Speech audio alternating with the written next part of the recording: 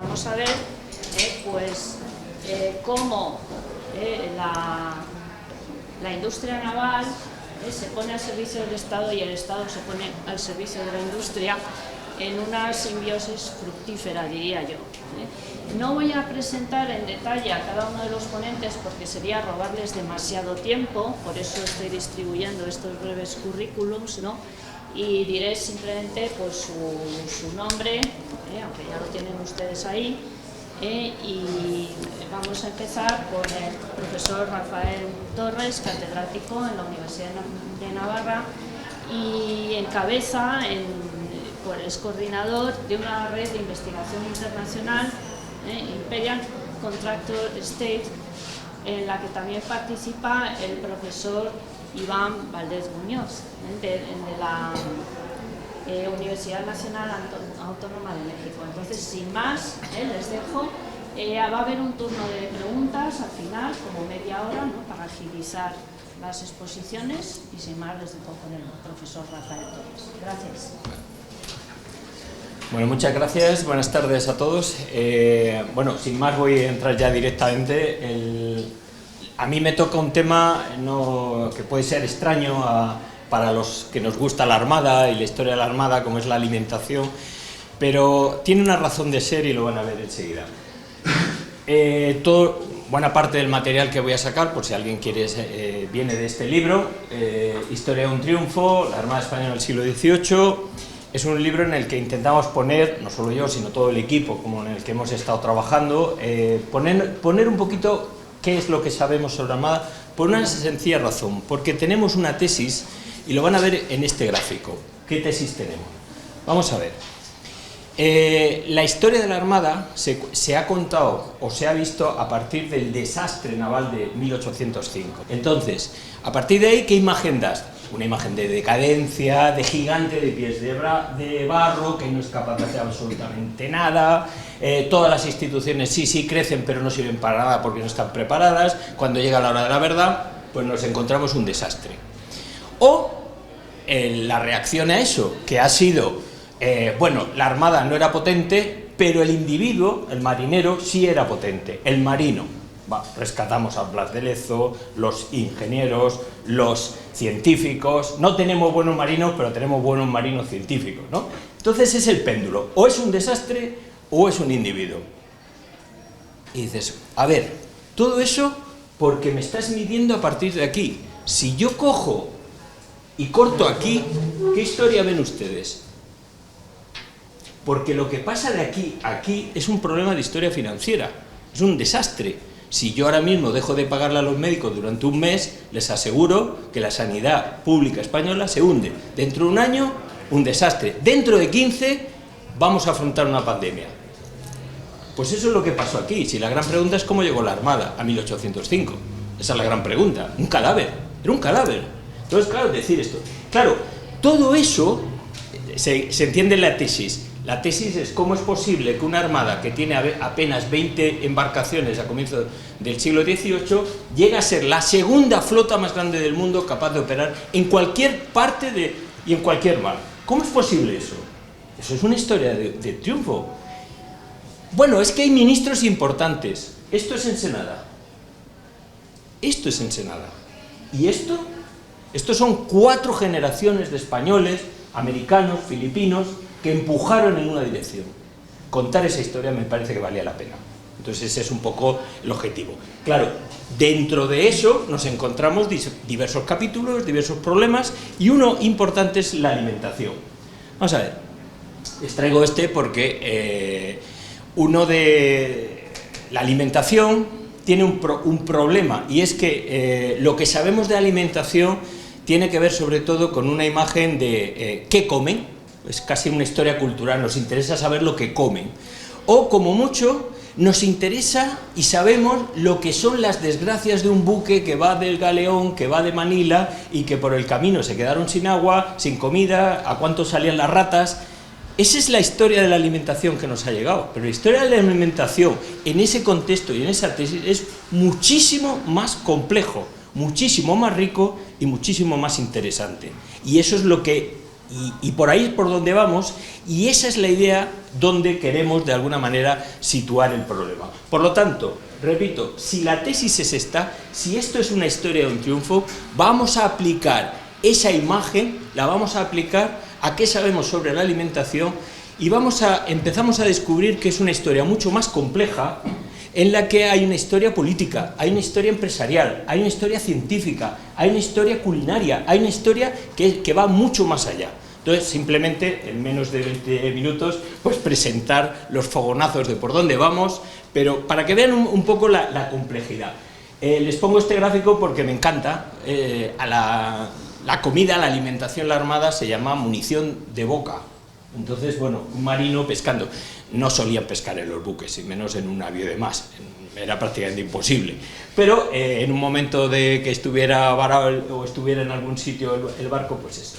¿Qué problema tiene la alimentación? Tiene un problema básico, y ese es, primero, es enormemente cuantiosa. Tú, en el barco, comes lo que llevas, no hay más. Y claro, si sale una flota, pues es enorme. ¿Eso qué significa? Que en un momento dado, todo lo que vayas a llevar tiene que estar en un punto, el que sea, en Manila, en Veracruz o en Cartagena, pero tiene que estar. Y estamos hablando de millones de raciones. No estamos hablando de ninguna broma. Lo estándar es salir con 3 meses, que es la capacidad. Los buques se hacen, de hecho, la capacidad, el límite del buque no es el número, es la capacidad que tú puedes llevar de alimentación. Eso marca, y los que se dedican a la construcción lo saben, es los alimentos lo que marca. 3 meses de alimentación, 4 meses de aguado a leña. Ese es el máximo que pueden llevar, ¿no? Entonces, en un momento dado sale una escuadra y tienes que meter de todo este tipo de productos que son enormes en cantidades, raciones 500.000, 147.000. Eso es lo que no se consume en un pueblo normal, son cantidades enormes. Primero, cuantioso. En segundo lugar, de extraordinaria calidad. Calidad en cuanto a cómo llega, cómo es envasado. No, es tremendamente perecedero cualquier producto en el mar. Por lo tanto, no me vale cualquier cosa. Cantidad, calidad y luego variedad. Esto es otro elemento importante. Una ración de la Armada tiene al menos 23 ingredientes. Una ración del Ejército tiene 7.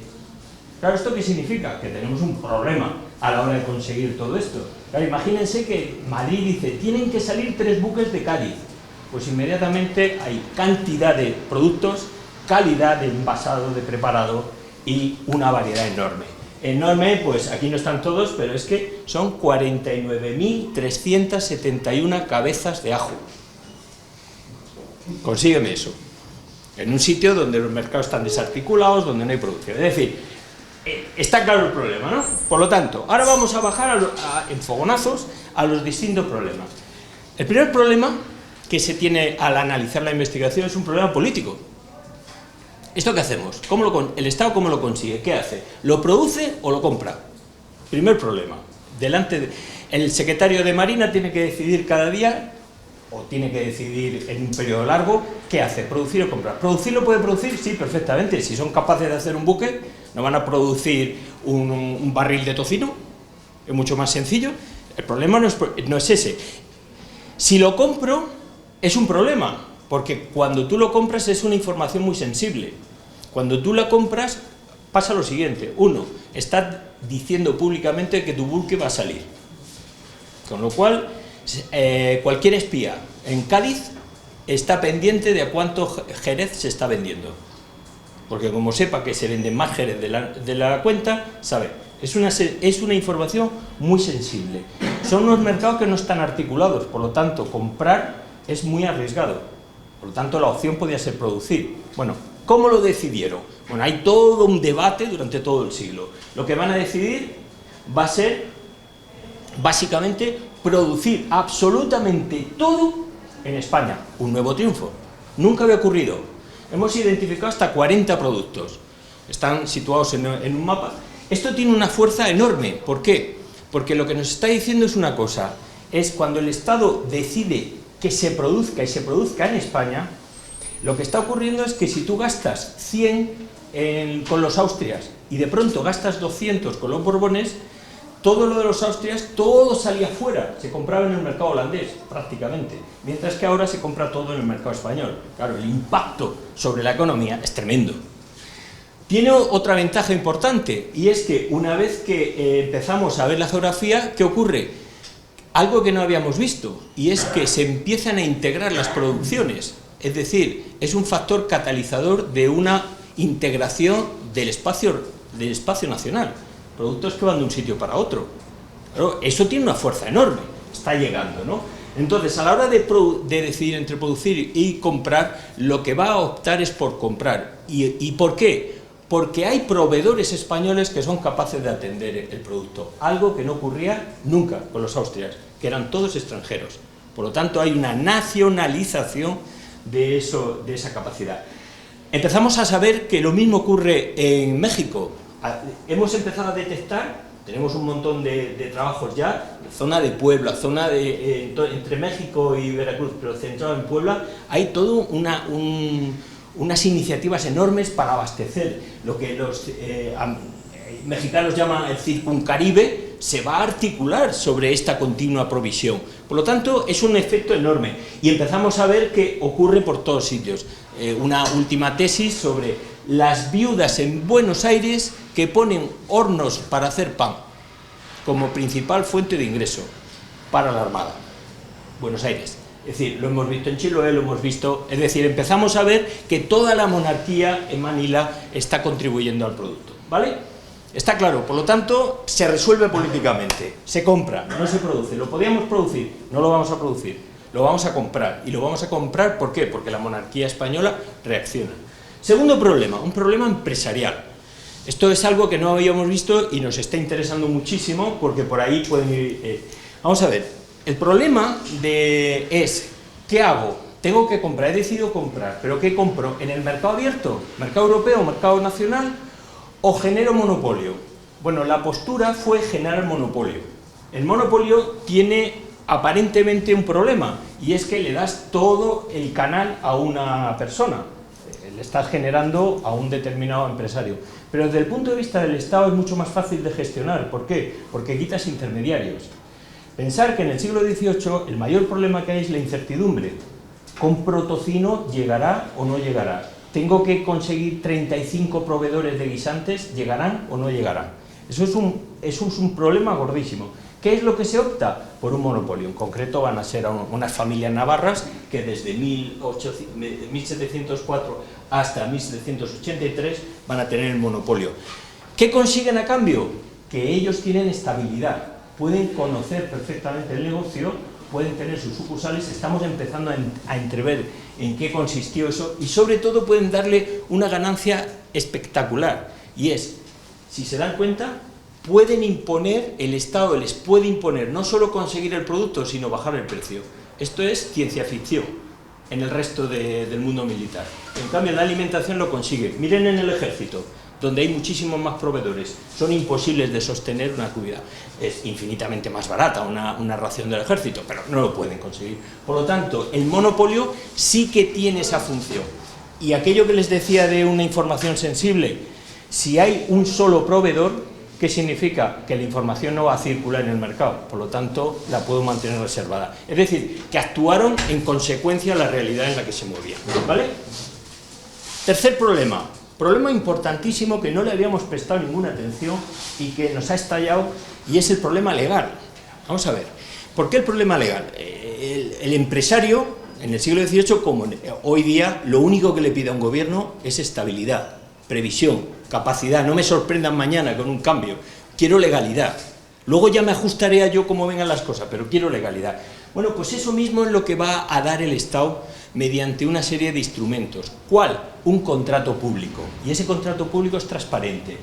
Ese contrato público es un contrato que se publica y que lo conoce todo el mundo. ¿Quién? Los proveedores, el Estado y los propios marinos. Por lo tanto, aquí ya nadie tiene que engañar a nadie. Esto es muy importante porque si tú a un marino no le das arroz, le tienes que compensar con tanto de garbanzos o tanto de cabezas de ajo. Y si no, le pagas en dinero. Si le quitas el vino, le tienes que dar ración de plata. Quitar el vino en un barco de Cádiz a La Habana son 40 pesos. Eso significa multiplicar por 10 el salario del marino. Imaginaros la tentación. Entonces, hay de todo, ¿no? Pero bueno, lo que yo quiero ver es que se hace ese contrato, ¿no? Entonces, estamos empezando a ver que cómo se aplica ese contrato, descubrimos algo muy interesante, y es que ese contrato es querido por todos. Primero por los marineros, que dicen, yo tengo derecho, privilegio a mi carne. Un civil no, pero yo sí. Por lo tanto, me lo tienes que cumplir o compensar. El proveedor, el Estado, porque puede saber exactamente qué cantidad contrata en cada momento. Hemos encontrado una rareza, pero lo voy a poner aquí, porque creo que merece la pena, una calculadora. Esto me lo encontré en el Museo Naval. Una calculadora, tú le dices, van a salir tantos, por ejemplo, ¿cuántas veces habéis visto, estás viendo el canal Cocina, no sé qué? Un puñado de sal. Ostras, un puñado para 1 millón de raciones. ¿Cuánto es eso? Bueno, pues tiene una calculadora de sal, de tocino, de no sé qué, dependiendo qué. Entonces, que sale la orden, inmediatamente todo el mundo sabe, el proveedor sabe, el otro sabe, todo el mundo sabe. Claro, ¿qué ocurre? Que esto agiliza mucho el sistema. Todo esto es una mejora continua, esto no está a principio del 18, esto se va mejorando, se va consiguiendo a cada paso avanzar en todo este proceso, ¿vale? Entonces, con esto se compensa y ganan todos, Estado, proveedores y marineros. Y esto es muy importante, hasta el punto que cuando en un momento dado los cirujanos de la Armada dicen, oye, igual quitamos carne, que hay mucha carne, hay que quitar carne, dicen, no, es que es un privilegio, es que cuando soy civil no como carne, cuando estoy en el barco como carne. O sea, que no es una cuestión solo de, es que está el contrato, que listoso, no, el contrato tiene una razón de ser y se mantiene por todo este elemento. Claro, todo eso y esas compensaciones hace que ocurra esto, que nos volvía locos. ¿Cómo es posible que los barcos, la alimentación, por las compensaciones, tienen unos precios diferentes? Fíjense solo en el dato último. Manejar, alimentar a un buque en Europa cuesta 1.200.000. Manejarlo en Lima, 4 millones. Y ahora decimos, ¿y por qué no se sacan más buques, se mantienen más buques en el Pacífico? Porque es que alimentarlos allí cuesta casi 3 veces. 4 millones es lo que nos cuesta un navío del 74. O sea, por cada año que esté navegando un buque en el Pacífico, es un buque que no construimos. Por lo tanto, la escala se ve, ¿no? Sigamos, otro problema. Problema administrativo. El problema administrativo es importante porque es el control de los alimentos. Esto es algo muy interesante porque nos lleva a, desde el momento que se estiva, desde el momento que llega, hasta cuando se estiva, cuando se coloca en el buque y cuando se consume. Ese control está continuamente y a lo largo del 18 lo que hemos visto es que hay una mejora en contabilidad, en procesos, con formularios cada vez más precisos. Es decir, hay una continua de mejora, de contrarrestar la declaración de uno con otro. Es muy interesante el tema de control. La estiva, cualquier producto que se meta tiene que entrar. En el libro lo que hacemos es un levantamiento del arsenal de Cartagena y este es uno de los sitios donde este sería un poco el arsenal. Aquí es el punto de reunión, el arsenal de Cartagena, pero como cualquier otra. Es el punto de reunión donde se van a tener los distintos productos, pero hay que envasarlos, hay que procesarlos y hay que meterlos, ¿eh? Todo esto genera un cambio importante. Se estiva, se llega. Un buque es una máquina en equilibrio, una máquina perfecta. A mí me encanta esta infografía porque es que la pusimos porque es el equilibrio absoluto. Es decir, como yo mueva algo, ojo que el buque se va. Y ese algo puede ser los alimentos. El peso de los alimentos es aproximadamente un poquito más que todo el lastre. Está calculado, ellos lo tenían perfectamente. De tal manera que la forma de ponerlo, la forma de situarlo, es tremendamente complejo. Es decir, hay un control. Las distintas filas se van poniendo la parte más pesada junto con el palo mayor. Hacia proa, hacia popa, pues se va poniendo lo que menos pesa. Bueno, es decir, hay todo un estudio perfectamente, hasta el punto de que si en un momento dado se abren unos cuantos barriles y como ellos le llaman se encuentran tambores, es decir, se ha caído el agua, pues lo tienen que reparar allí y llenarlos con agua de mar, para evitar el desequilibrio. Es decir, es tremendamente complejo el control llega absolutamente a todos los niveles y estos son infografías del libro.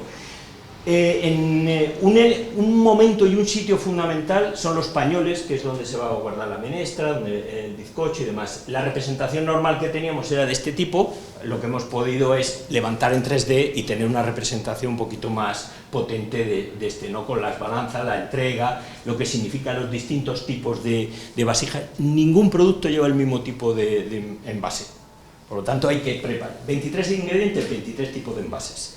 Eso también genera un cambio enorme.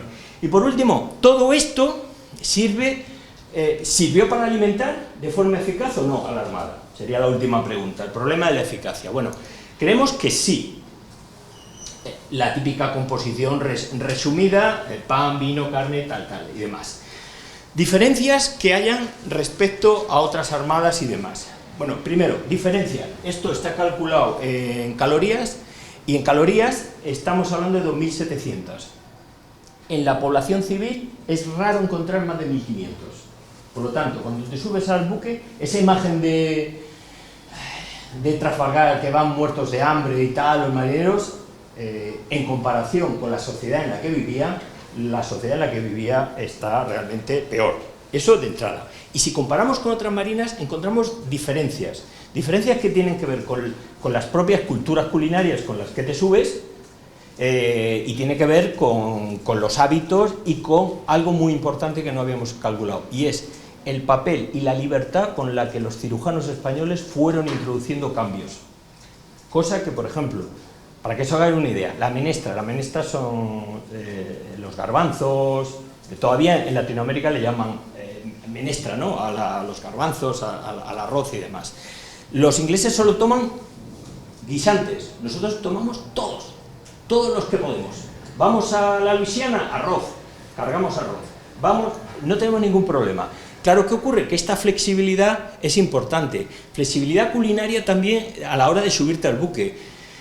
Se suben y se llevan tomates secos, se llevan ajos. Dicen que los buques españoles huelen a ajo. Afortunadamente eso permite que hubiera menos escorbuto que otras marinas. Es decir, hay una mayor flexibilidad y la Armada no va a tener problema en ir cambiando e ir introduciendo.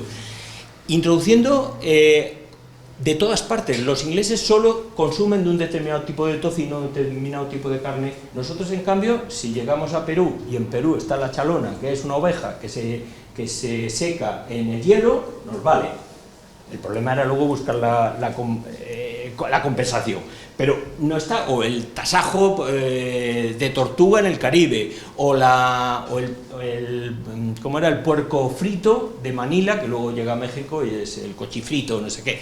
Bueno, como maneras de conservar. Todo esto hace que sea bastante más equilibrada de lo que en principio habíamos pensado. El pan, el bizcocho, el famoso bizcocho, los gorgojos que aparecen, todo forma parte de una historia culinaria en la que está metida toda la Armada.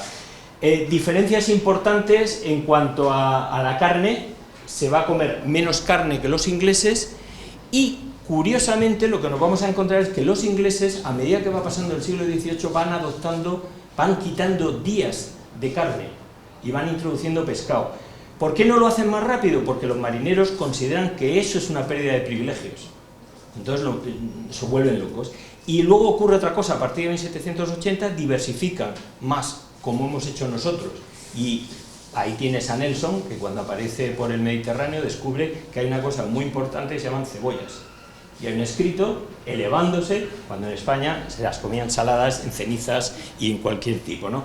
La inventiva es enorme. Hemos encontrado un I+D culinario en el tema de, por ejemplo, aprovechar el agua podrida, el vinagre, el tomate y el pan, gazpacho. Y recomendaciones de un oficial: dice, por favor, que nadie quite ese gazpacho, porque es una fuerza, les da frescor, Dice, bueno, pues hay una inventiva. Eso para un inglés hubiera costado. Y luego, donde vemos un cambio enorme es en la dieta de enfermos. Se va cambiando continuamente. ¿Por qué? Porque el Estado les dejó a los marinos a los cirujanos que hicieran lo que quisieran. Y aquí van a inventar, van a desarrollar y van a meter chocolate, Jerez, el vino blanco es el vino de Jerez, el vino tinto es el de Cataluña. Para que se conserve, lo que hacen los catalanes es que le meten aguardiente, que es la única manera de que el vino pueda aguantar travesías. Es decir, también ahí hay un elemento. O pastillas de caldo. Es decir, la Armada Española, antes que la Armada Inglesa o Francesa, empezó a llevar pastillas de caldo concentrado. Carne concentrada con verduras, laurel, no sé qué, se concentra, se enfría, se corta y se sube. Es decir, hay un I+D importante. Esto no es un fracaso, esto iba a avanzar en muchos aspectos. En fin, son elementos. O ballinas. Una de las representaciones que tenemos es que una de las cosas que nunca se dice es que dentro de los buques hay muchas dietas vivas, que son las gallinas, los corderos y demás, ¿no? Entonces, bueno, lo hemos representado ahí. Y por último, la cocina está representada ahí, es una cocina doble, donde hay un horno y dos fogones, uno a estribor y babor, uno para la tripulación, otro para los oficiales.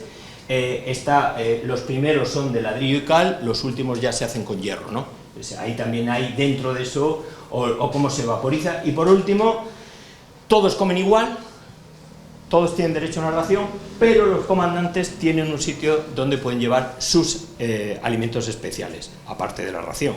¿Por qué? Por una sencilla razón, porque el Estado considera a estos comandantes los servidores del rey, el representante del rey, y por tanto te pago para que tú tengas unos alimentos especiales, no para que tú los consumas. De hecho, muchos comandantes se arruinan con te adelanto yo el dinero y luego el Estado ya me los pagará. Pero es una manera de avanzar. La mesa del comandante se convierte en un punto de sociabilidad y lo que vemos es que todos van a querer, conforme van creándose los cuerpos, ser sentados a la mesa del comandante. Los pilotos, los ingenieros, todos van a querer estar sentados, ¿no? Por lo tanto, rapidísimo, esto requeriría varias horas, se lo aseguro, pero ya ven que no es solo cuánto comen y qué comen. Hay un problema político y se adopta una solución política, mercantilismo y mercado nacional. Esto era ciencia ficción para los austrias. No se podía hacer, ahora se va a hacer. Solución empresarial, se apuesta por un monopolio y se apuesta claramente porque sea la monarquía española, miembros de la monarquía española, y da igual si son filipinos o si son navarros los que se van a beneficiar. Hay una solución administrativa que es una continua mejora de contabilidad y demás. Hemos llegado a descubrir contabilidad doble, algo que la Hacienda lo está intentando experimentar, la Armada ya lo está metiendo con la contabilidad de sus alimentos. Es realmente interesante. Y luego hay una solución de eficiencia, que es mantener la ración como privilegio, pero al mismo tiempo ir añadiéndole una cultura culinaria y una mejora dietética importantísima. Y bueno, y esto comprimido como unas pastillas portátiles es lo que es la Armada, ¿vale?